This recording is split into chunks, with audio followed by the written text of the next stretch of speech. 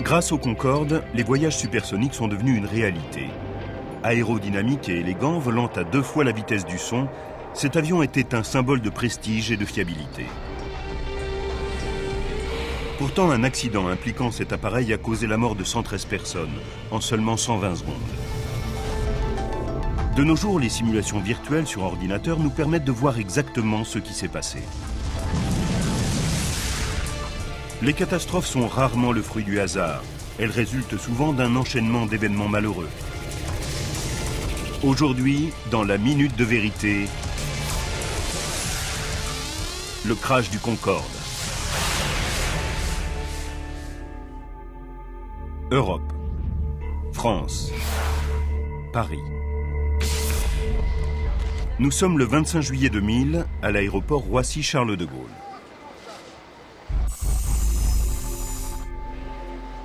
Il est 12h30. 100 passagers en provenance d'Allemagne se présentent au comptoir d'enregistrement du vol AF4590, impatients d'entamer leur fabuleux voyage. Des vacances de rêve pour un prix d'au moins 10 000 € par personne. Au programme, un vol Paris-New York à bord du légendaire Concorde. Suivi d'une croisière de luxe dans les Caraïbes. Le père de Jörg Mayer voulait fêter en grande pompe son départ en retraite. Il avait eu 65 ans en l'an 2000 et il voulait se faire plaisir et en faire profiter son ami. Ils aimaient tous les deux les voyages qui sortaient de l'ordinaire.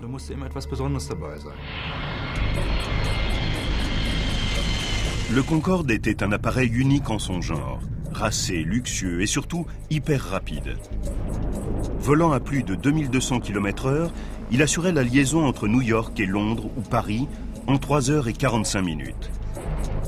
Sa silhouette facilement reconnaissable avec sa cabine en pointe et ses larges ailes delta lui permettait de parcourir 3 km en 6 secondes. John Hutchinson a été pilote sur Concorde pendant 15 ans. La meilleure façon de le décrire, c'était de le comparer à un pur sang. C'était un avion magnifique, nerveux et puissant, comme, je ne sais pas, comme un cheval qui gagne un derby, si vous voulez.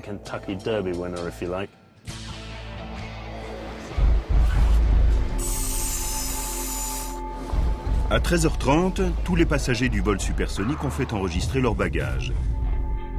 Et le pilote, le commandant Christian Marty, est déjà dans le cockpit pour préparer son vol. Avec lui, les vacanciers sont en de bonnes mains. À 54 ans, c'est l'un des pilotes les plus expérimentés d'Air France et un aventurier aux multiples talents. En 1982, Christian Marty avait fait la une des journaux en étant le premier Français à traverser l'Atlantique en planche à voile. Avant le décollage, le commandant Marty procède aux dernières vérifications. En ce début d'après-midi, Gilles Legelin, contrôleur aérien hautement qualifié, vient de prendre son poste.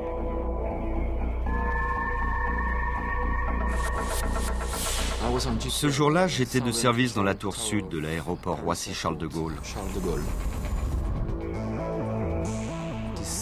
Je n'étais pas censé être là, mais la veille, un de mes collègues m'avait demandé si on pouvait échanger nos horaires de travail. Il a fait le matin à ma place, et moi j'ai fait l'après-midi.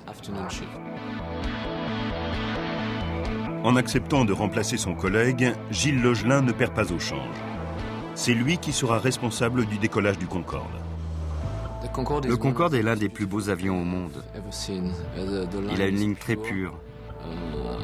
J'aime beaucoup le voir décoller ou atterrir.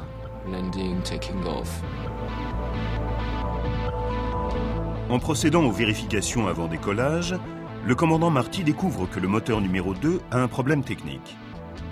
Une petite pièce doit être remplacée. Rien de grave, mais sur le Concorde, la sécurité est primordiale. En 40 000 traversées et 900 000 heures de vol, cet avion n'a jamais été impliqué dans le moindre accident mortel. La réparation retarde le départ de l'appareil d'1 heure. À 15h54, les passagers commencent à embarquer. Des familles ordinaires qui embarquent pour une aventure extraordinaire.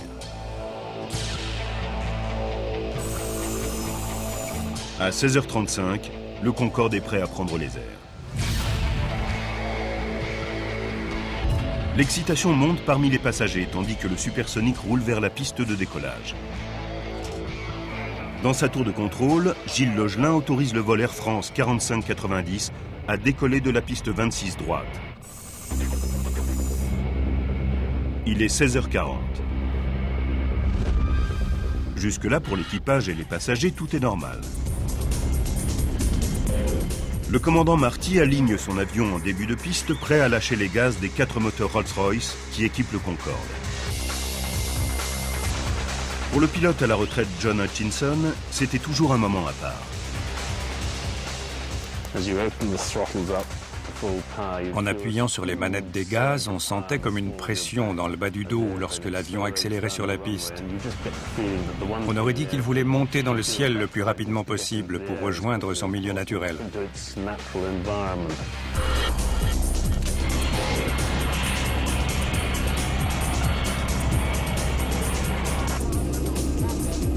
Depuis la tour de contrôle, Gilles Logelin surveille les opérations.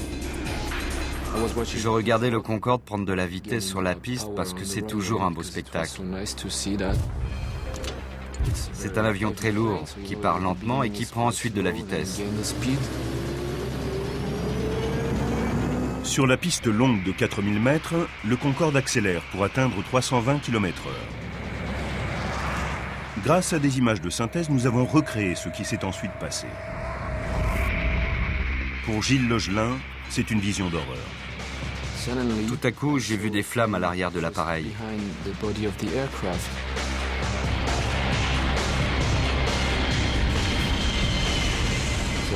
J'ai sauté sur mon micro et j'ai dit « Air France 4590, vous avez des flammes derrière vous ». Le commandant Martin ne peut pas voir les flammes. Lancé à 328 km/h, le Concorde est désormais obligé de décoller.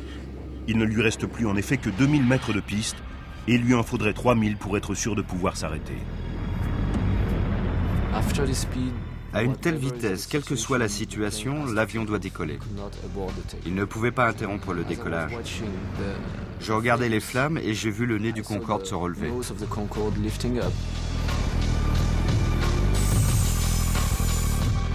À 16h43 minutes et 15 secondes, le commandant Marty tire sur le manche de contrôle. Le Concorde décolle. Voici ce que voient alors différents témoins.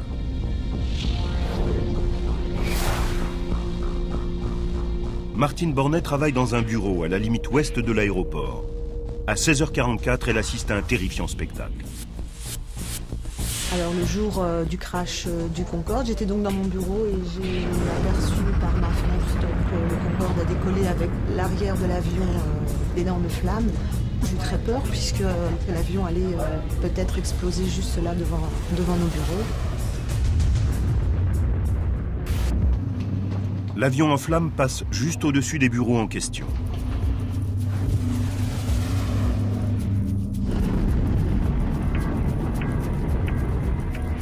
Non loin de là, le coursier Emmanuel Vermignon passe avec sa camionnette tout près de la fin de la piste. J'étais en voiture. Bon, c'est l'été, j'avais ma fenêtre ouverte. J'avais un petit polo genre de nylon. Je peux vous dire que la chaleur que l'avion a dégagée, ça m'a fait des petites boulettes. La chaleur, j'ai senti la chaleur au sol. Eh ouais. Alors que le commandant Marty tente désespérément de prendre de l'altitude, hors de son champ de vue, les flammes enveloppent l'aile gauche. La femme d'un routier filme la scène. Ce seront les seules images vidéo du Concorde en feu.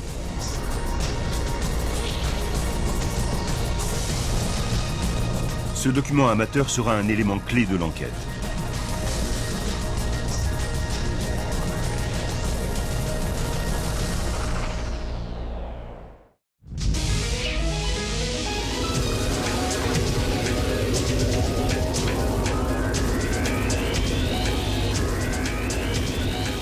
L'appareil est en feu et les 109 personnes qui se trouvent à son bord sont en danger. Les prochaines 69 secondes seront critiques. 16h43 et 30 secondes. Le Concorde a du mal à se maintenir. Il n'est qu'à 30 mètres du sol et menace de s'écraser. La ville de Gonesse et ses 25 000 habitants sont pile sur sa trajectoire.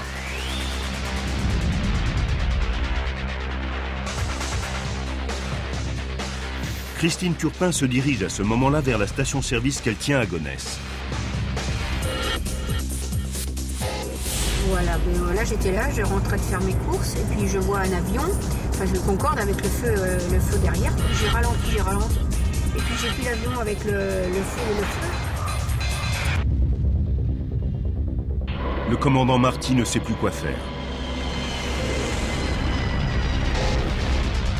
L'aile gauche du Concorde se désintègre. Patrick Tess, gérant d'un hôtel, se trouvait sur la trajectoire de l'avion. C'était le même bureau, je téléphonais avec une agence aux fenêtres qui donnent sur les pistes. Et un bruit énorme m'a empêché de continuer ma conversation. Oui, l'avion. Voir le bruit, et là j'ai vu arriver le Concorde en flammes, qui gitait fortement.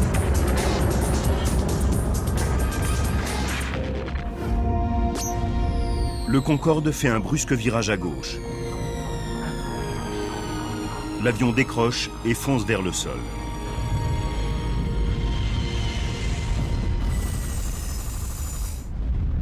Il est 16h45. C'est le moment que redoutent tous les contrôleurs aériens.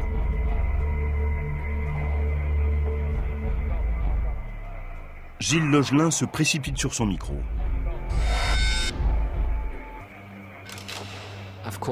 J'ai appelé le vol Air France et j'ai dit « Air France 4590, me recevez-vous » Air France 4590, me recevez-vous? J'ai répété ma question. Air France 4590, me recevez-vous? Mais je n'ai eu aucune réponse.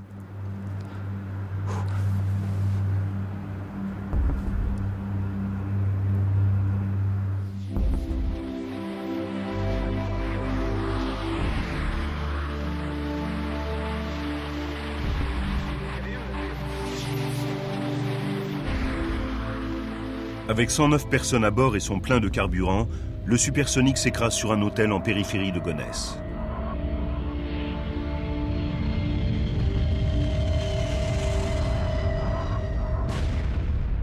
Une gigantesque boule de feu envahit le bâtiment.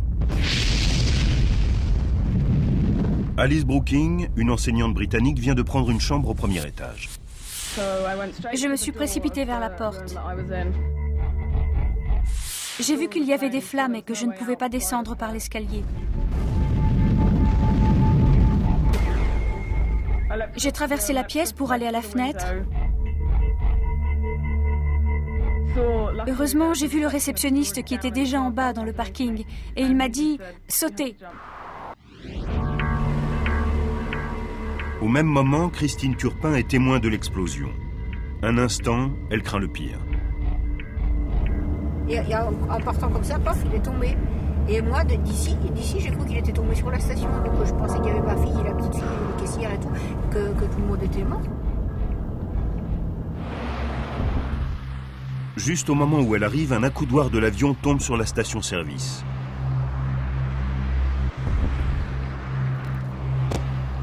Comment ne pas penser alors au sort des passagers? Et puis bon, il ne s'était rien passé chez moi, quoi. La station était toujours là, puis la petite fille était là. Enfin, quand on voit l'accoudoir, on s'imagine comment les gens ils pouvaient être dans l'avion, quoi. Moins de 8 minutes après le crash, des dizaines de camions de pompiers et d'ambulances se précipitent sur les lieux. L'accident du Concorde est une tragédie.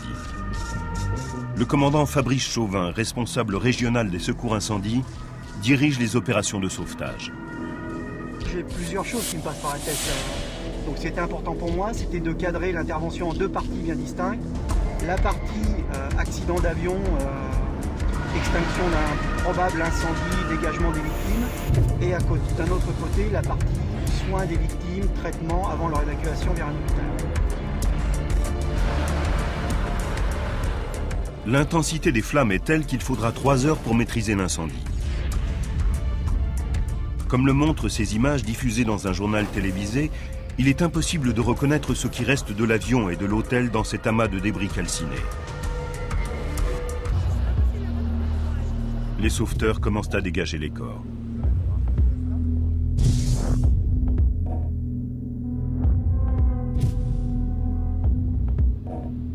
L'une des employées de l'hôtel qui a péri dans l'accident est une étudiante de 19 ans, Kenza Rachid, qui avait commencé ce job d'été la veille de l'accident. Une femme de ménage, Devrani Shundu Singh, décède également, laissant derrière elle 2 enfants.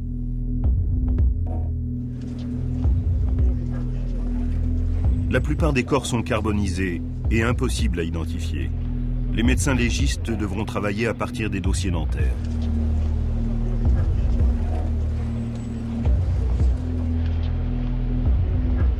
Pour les proches des victimes, comme Jörg Meyer, l'attente est interminable. L'un des moments les plus pénibles, ça a été l'identification de mon père et de son ami. Il faut dire qu'il ne reste pas grand-chose d'un passager après un accident d'avion. C'était très dur. Les médecins légistes mettront 2 semaines à identifier les restes de son père. C'était interminable. C'est très difficile à supporter au jour le jour.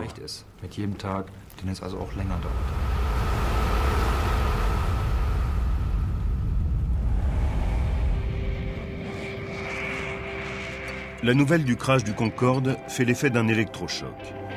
L'oiseau blanc, qui avait permis les voyages supersoniques et sur lequel beaucoup rêvaient de voler, n'avait jusqu'alors jamais été impliqué dans un accident mortel.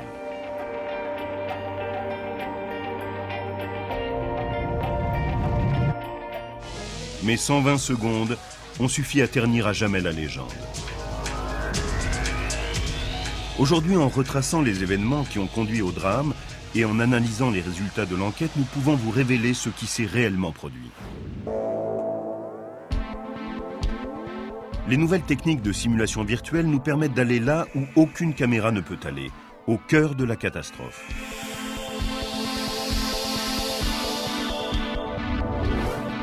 Le bureau enquête accident, le BEA, avait immédiatement dépêché sur place ses meilleurs experts.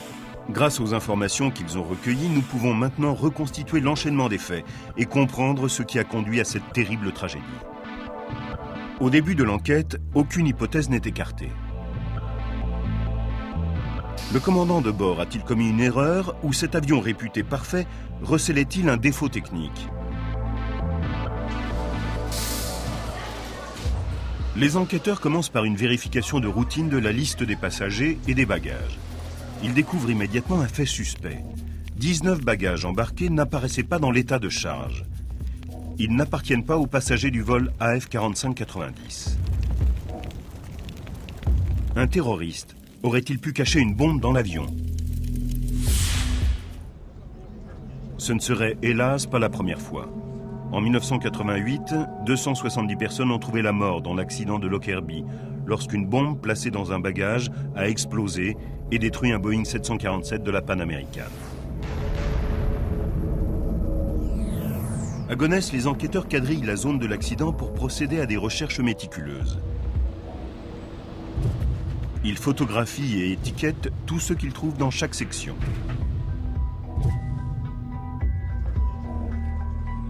Ce travail laborieux leur prendra pas moins de 4 semaines. Tous les débris de l'avion sont ensuite emportés pour être identifiés et analysés dans 3 hangars de l'aéroport du Bourget.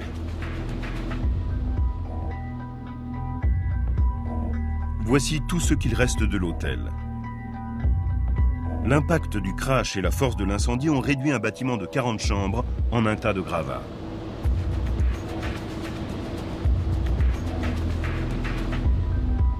Et voici ce qu'il reste du Concorde.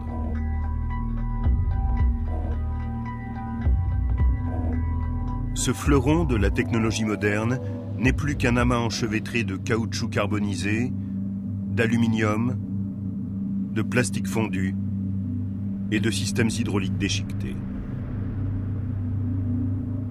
Les enquêteurs du BEA séparent et identifient chaque pièce. Dans ces débris calcinés se trouvent sans doute les indices qui pourront expliquer le crash du Concorde.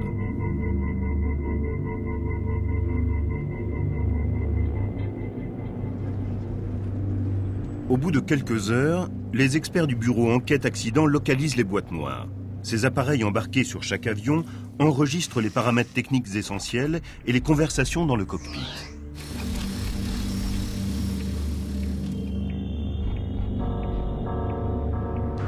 Sur les bandes récupérées, ils n'entendent aucun bruit d'explosion. Il ne s'agit donc pas d'un acte de terrorisme. Ils doivent chercher une autre piste.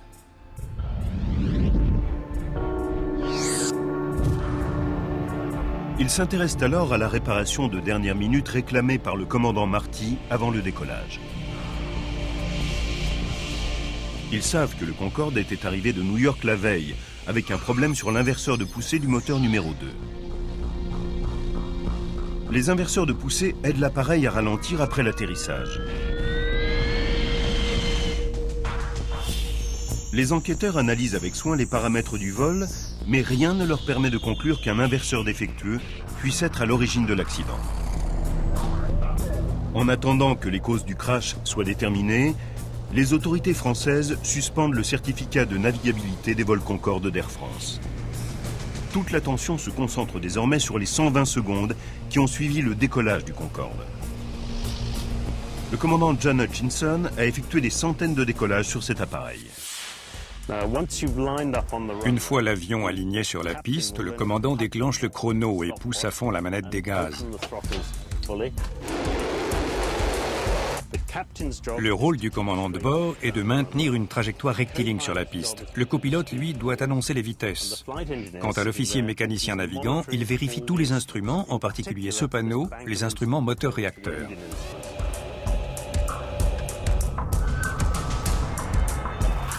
D'après la boîte noire, tout était normal jusqu'à ce que le Concorde atteigne 323 km/h.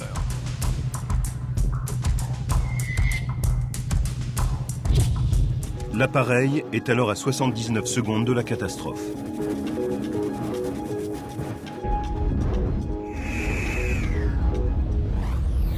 Les paramètres montrent une soudaine perte de poussée des deux moteurs sous l'aile gauche.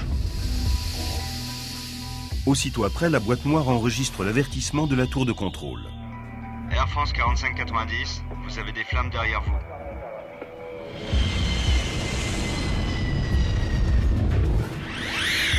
Mais Christian Marty ne peut plus faire machine arrière. La piste n'est plus assez longue pour stopper l'avion en toute sécurité. Il est obligé de décoller.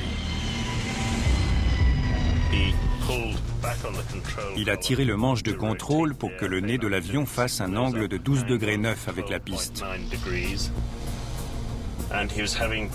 Il avait des problèmes avec ses moteurs de gauche qui ne fournissaient pas la poussée nécessaire. Il a dû batailler pour garder le contrôle de l'avion et prendre de la vitesse. Mais bien sûr, il n'y est pas parvenu à cause de la défaillance des moteurs de gauche. Les enquêteurs se concentrent désormais sur les moteurs.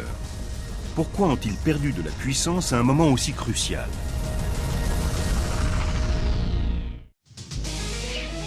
Deux minutes après son départ, le vol Concorde AF4590 s'est écrasé au sol, tuant 113 personnes et portant un terrible coup à la réputation du premier avion de ligne supersonique.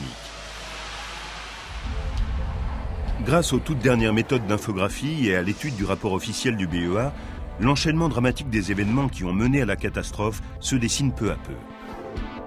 Les enquêteurs savent que les deux moteurs de gauche ont subi une perte de poussée au moment où le Concorde atteignait 323 km/h.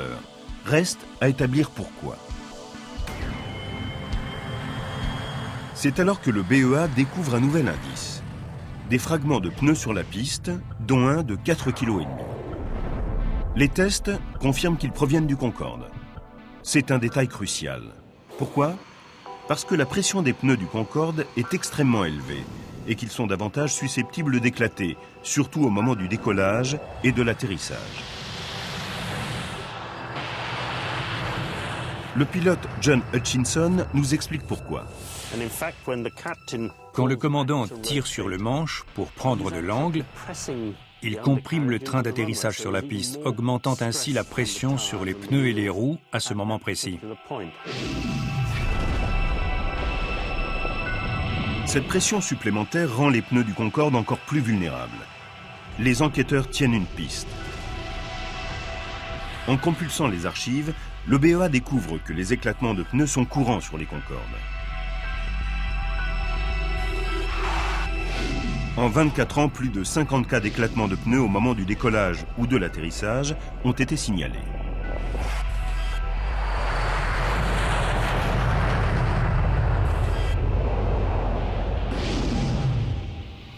L'un des incidents les plus graves avait impliqué un autre Concorde d'Air France à l'aéroport de Dulles, à Washington, en 1979. Bill Lightfoot se trouvait à bord de l'appareil ce jour-là. J'ai vu un énorme trou sur l'aile de l'avion. Il y avait des fragments d'aluminium ou d'un alliage métallique et du liquide qui s'échappait de ce trou.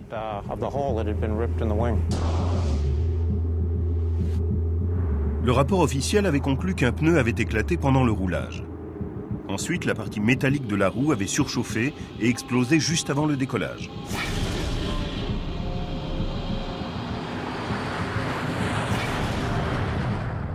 L'avion avait décollé, mais était revenu 20 minutes plus tard, parvenant à atterrir sans encombre. Cet incident entraîna un renforcement de la sécurité lié aux pneumatiques. Les ingénieurs du Concorde conçurent un système de détection de sous-gonflage des pneus, modifièrent la procédure de vérification des roues avant chaque vol et surtout exigèrent l'installation de pneus renforcés capables de supporter 2 fois la charge normale. Écoutons l'expert aéronautique David Lermont.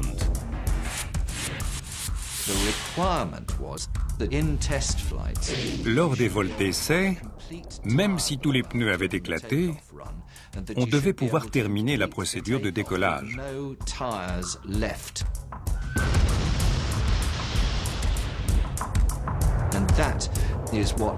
Les nouvelles roues répondaient à ces exigences et n'ont plus jamais posé de problème par la suite.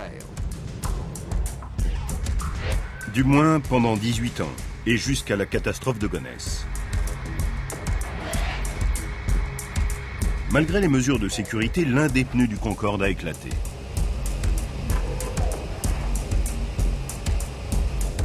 Les enquêteurs poursuivent leurs recherches.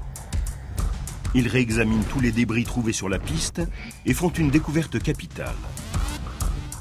Cette mystérieuse lamelle métallique de 43 cm de long.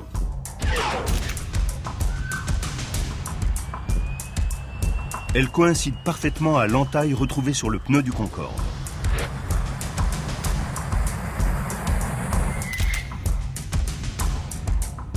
Soudain, toute l'enquête dépend de l'origine de cette lamelle. D'où peut-elle bien provenir?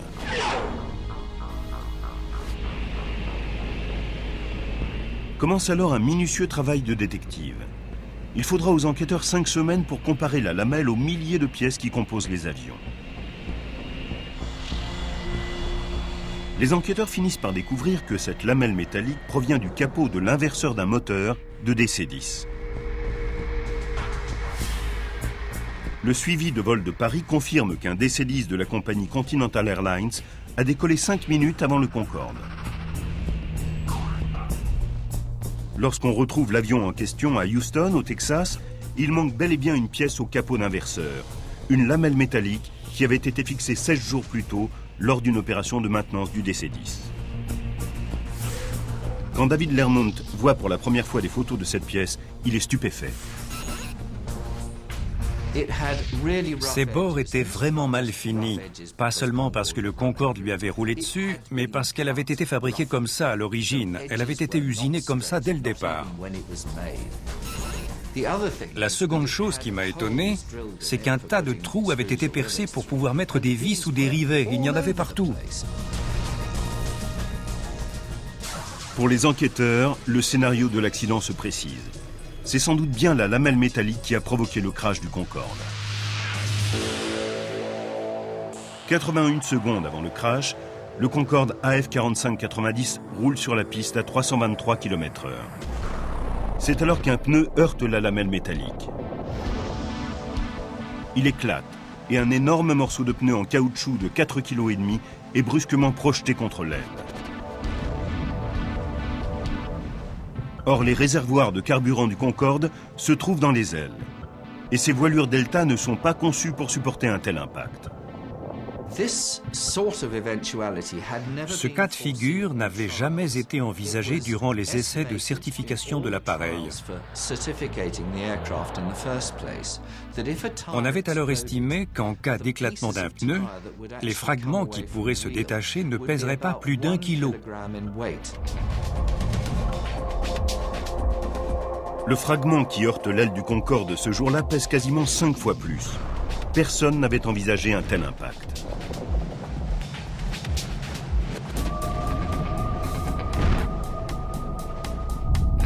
Le contour du fragment de pneu correspond bien à la marque laissée sur l'aile. Mais le plus étonnant est que celle-ci n'a pas été percée à cet endroit. Si ce n'est donc pas le fragment de pneu qui a perforé l'aile, pourquoi y a-t-il eu fuite de carburant ? Le morceau de pneu qui a heurté la voilure et l'a endommagé était gros mais très plat. Et malgré son poids, il n'a pas traversé l'aile. Mais il a déclenché une telle onde de choc dans le carburant que ça a fait se détacher une partie de l'extérieur du réservoir au niveau de l'aile. L'impact a été très violent.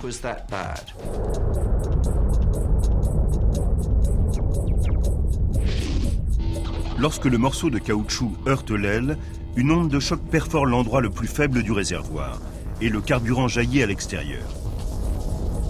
Le kérosène se répand dans le moteur au rythme de 75 litres par seconde. Mais même lorsque du carburant coule sur un moteur, il faut une étincelle pour l'enflammer. D'où est venue cette étincelle ?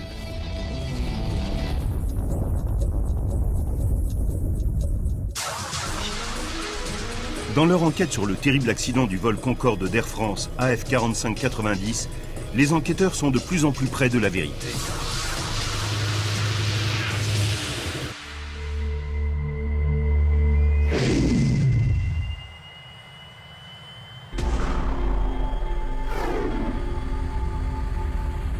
Alors que l'avion prend son élan, une lamelle métallique fait éclater un pneu. 81 secondes avant le crash, un gros fragment de ce pneu est projeté contre le réservoir de l'avion. Le carburant se déverse sur les moteurs. Mais pour provoquer une catastrophe, il faut aussi une étincelle.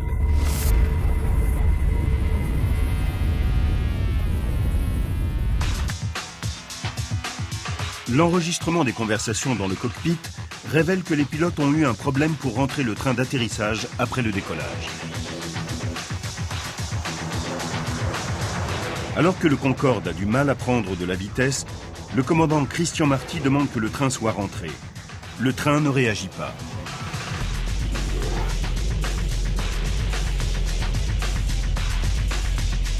Les seules images vidéo de l'accident le confirment. Le train d'atterrissage est sorti.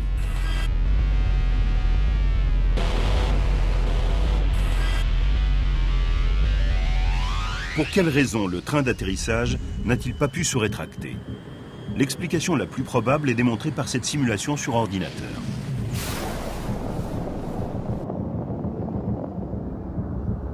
Des éclats du pneu éclaté sont projetés dans le puits du train d'atterrissage, où il sectionne plusieurs câbles électriques. Le train d'atterrissage est bloqué en position sortie. Pire encore, les câbles dénudés sont ballottés dans tous les sens par l'énorme flux d'air. Que deux câbles dénudés entrent en contact et cela formera une étincelle. C'est malheureusement ce qui s'est produit. L'étincelle a enflammé le carburant et le Concorde s'est transformé en véritable bombe volante.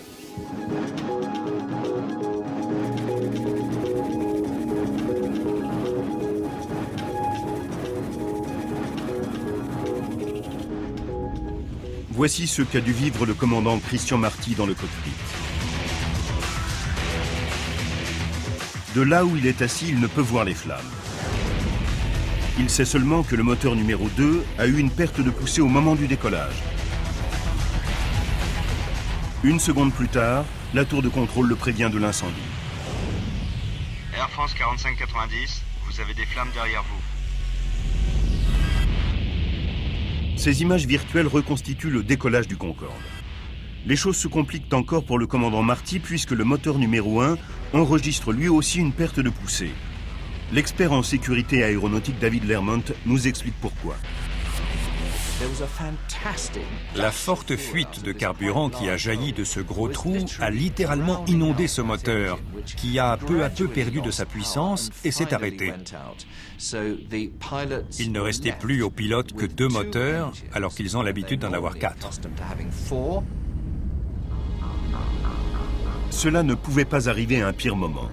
Le commandant Marty a besoin d'un maximum de puissance et il ne reste pas assez de pistes pour interrompre la procédure. Il réussit tant bien que mal à faire décoller l'avion. L'enregistrement des conversations dans le cockpit montre qu'à 16h43 minutes et 22 secondes, l'alarme feu du moteur retentit. 3 secondes plus tard, le commandant coupe le moteur numéro 2.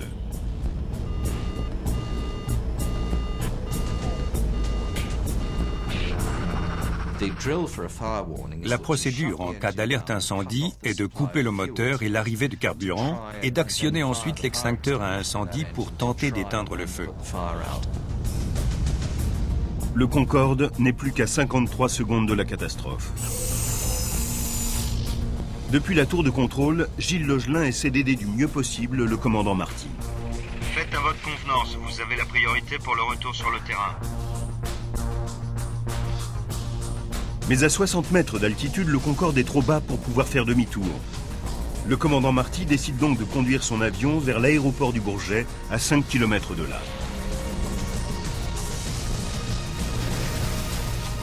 Mais l'incendie est à présent si violent que la voilure du Concorde fond et se désintègre progressivement. À l'arrière de l'aile du Concorde se trouvent des commandes de vol appelées élevons qui permettent aux pilotes de faire monter ou descendre le nez de l'appareil. L'incendie était tellement violent que la structure arrière de l'avion était littéralement en train de se désintégrer. Ces commandes de vol devenaient inutilisables. Au même instant, on entend sur les enregistrements l'alarme de détection de fumée des toilettes. Pour les passagers, la fumée en cabine devait être insoutenable. Le Concorde n'est plus maintenant qu'à 49 secondes de la catastrophe.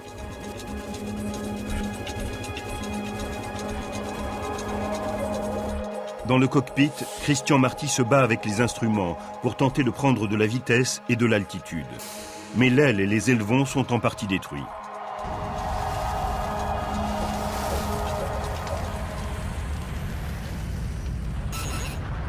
Plus que 33 secondes. L'alarme feu du moteur se déclenche de nouveau et retentira jusqu'à la fin du vol. Le commandant Marty n'a plus beaucoup de solutions. Même la piste du Bourget, qui n'est plus qu'à 3 km, est trop loin. Il ne reste plus que 11 secondes. La tour de contrôle entend les dernières paroles de Christian Marty. Trop tard. Pas le temps.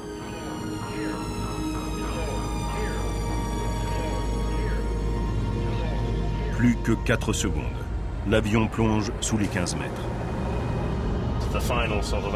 Dans les dernières secondes, l'avion s'est cabré et s'est incliné à plus de 110 degrés vers la gauche. À ce moment-là, il était devenu incontrôlable. Plus que 3 secondes. Le Concorde ne peut plus se maintenir dans les airs. Il décroche et penche dangereusement à gauche. Un hôtel se trouve juste en dessous. L'avion est sur le point de s'écraser.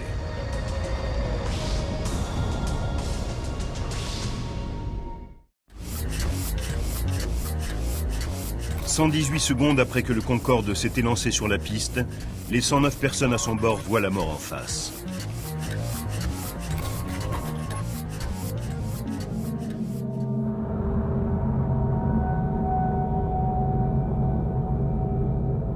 Deux secondes plus tard, le Concorde s'écrase sur un hôtel.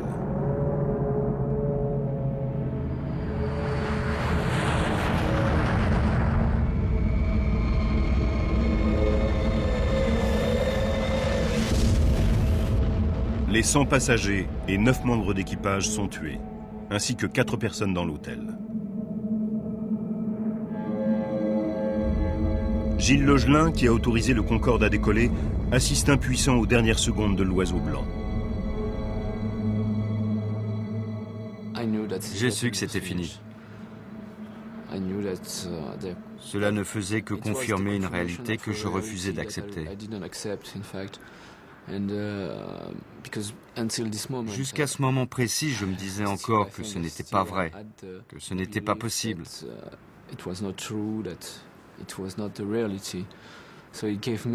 J'ai compris à ce moment-là que c'était bien fini, que l'impensable venait de se produire. Le Concorde s'était écrasé.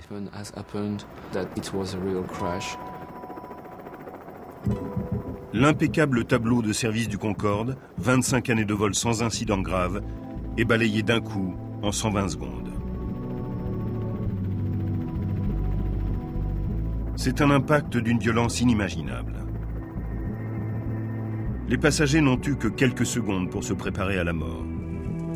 L'avocat Christophe Wellens parle au nom des victimes. Je pense que les passagers ont rapidement compris que le Concorde avait un problème. L'avion n'est pas monté et ensuite une aile a pris feu. Il volait à basse altitude, au ras du sol, et puis il s'est mis à pencher.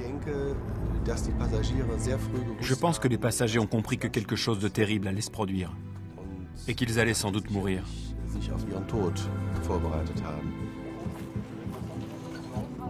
2 jours après la catastrophe, les proches sont autorisés à déposer des fleurs sur le lieu de l'accident.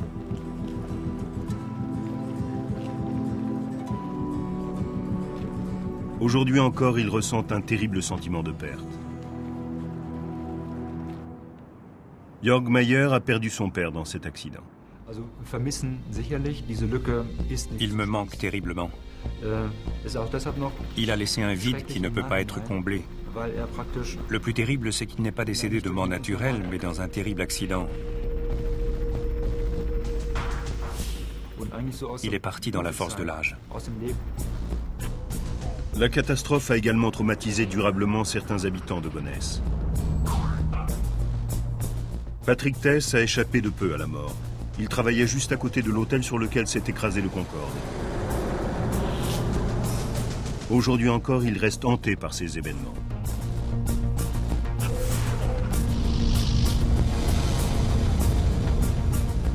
Lié à ce que j'ai vu, les cadavres, l'incendie,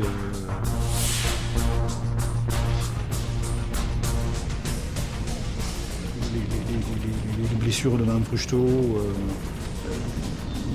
les odeurs, c'est terrible, le kérosène, les odeurs de chair grillée, c'est terrible.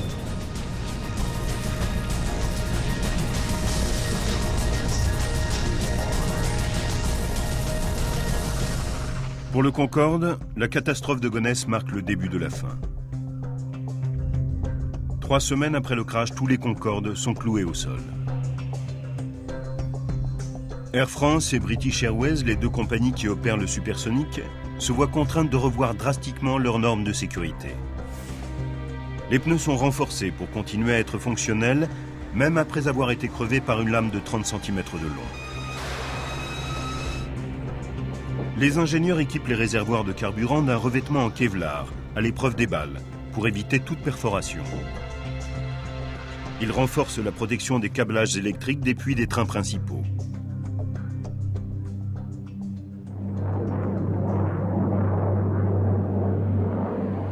Mais le Concorde ne devait jamais retrouver sa gloire passée. 14 mois après l'accident, les vols commerciaux reprennent sur Concorde.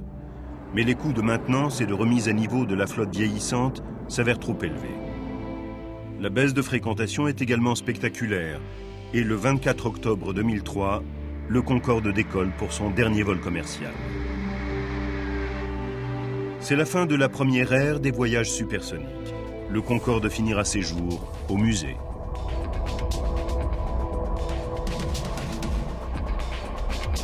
Ce dramatique après-midi de juillet à Paris n'a donc été que le résultat d'une succession d'événements malencontreux.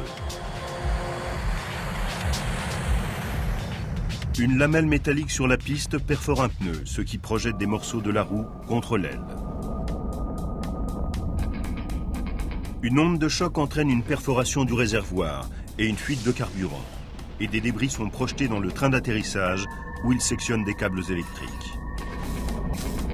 Une étincelle se produit, déclenchant un incendie juste au décollage, moment particulièrement sensible. Dès lors, le Concorde est condamné.